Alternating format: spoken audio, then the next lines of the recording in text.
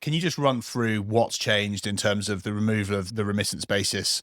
And I think the really key thing for the purposes of this conversation is about the change in the, if you like, the levels in terms of time limits, because you could have been non-dom for a lot longer than Yeah. you can now use the FIG regime. Yeah. So the historic regime was if you were a non-domiciled individual, you could elect to be taxed on the remittance basis of taxation, which meant that if you kept your overseas income and gains outside of the UK and didn't remit them, then you wouldn't have to pay tax on them.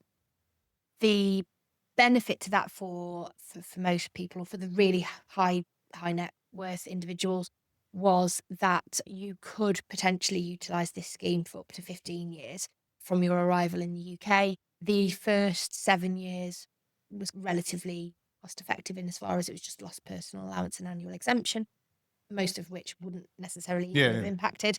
And then remittance basis charges of 30,000 and 60,000, and I think towards back end 90,000 per year. So that was the old regime.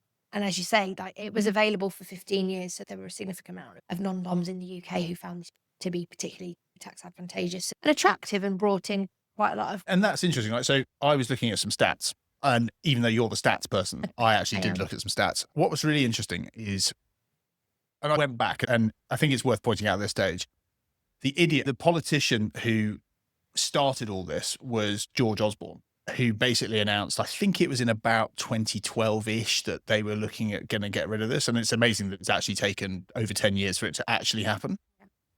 But again, stupid political point scoring. The Labour Party would stand up and go, oh, these people don't pay their fair share.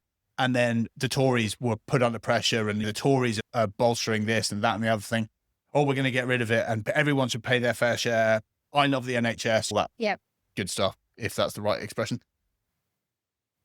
Your average non-dom taxpayer in the UK pays £170,000 of tax Yeah. in the UK.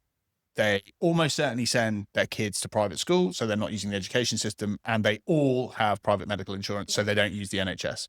That's what they're contributing.